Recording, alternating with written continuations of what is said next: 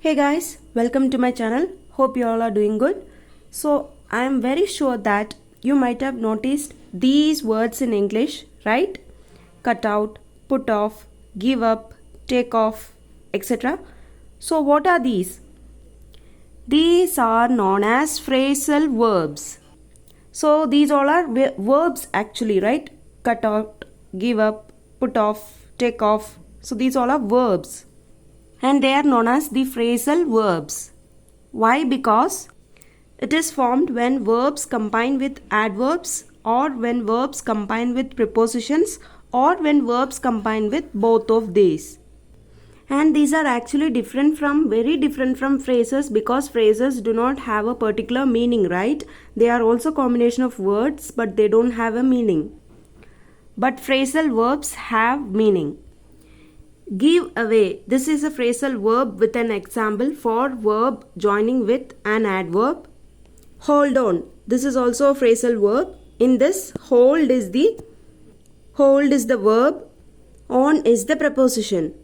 So this is an example of phrasal verb formed by joining a verb with a preposition. Let me make it more clear with examples. She gave away her bad habits.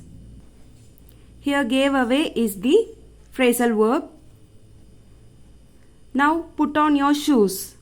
In this case, put on is the phrasal verb.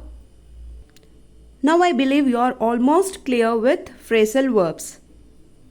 Now I am going to explain to you about the two types of phrasal verbs, which is separable phrasal verbs and inseparable phrasal verbs.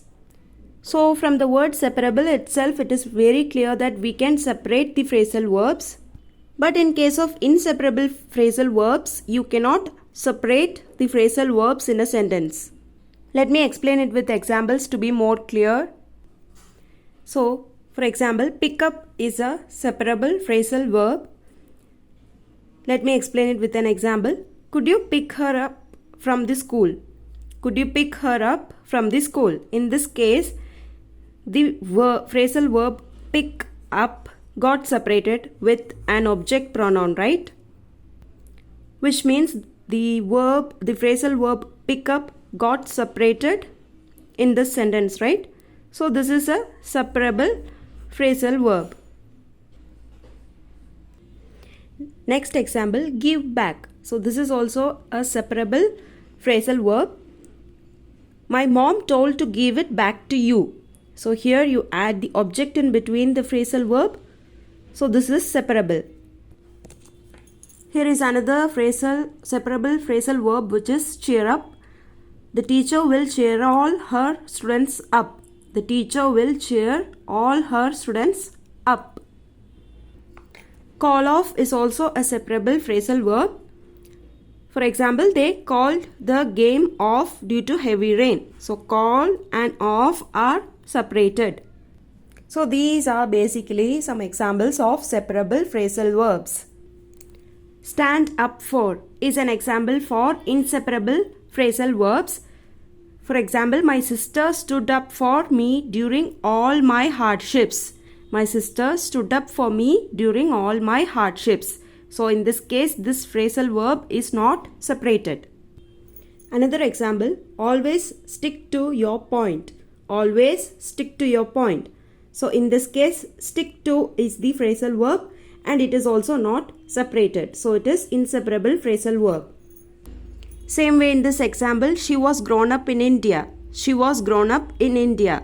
So grown up or grow up is the phrasal verb here. You cannot separate it, right? If you separate it, how would you read it? She was grown India up. No, right? So this is the correct form where you cannot separate this phrasal verb. So it is an inseparable phrasal verb. In this example, all parents look after their kids.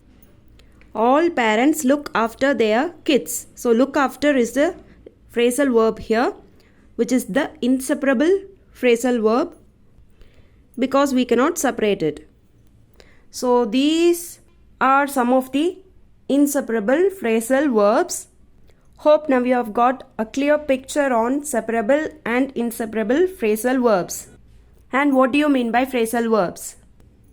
Now tell me what verb you need to add here in this blank to make it a phrasal verb.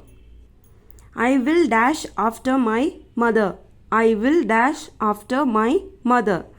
So what you need to add here with after to make it a phrasal verb? Kindly comment your answers. And also subscribe my channel, like and share my video.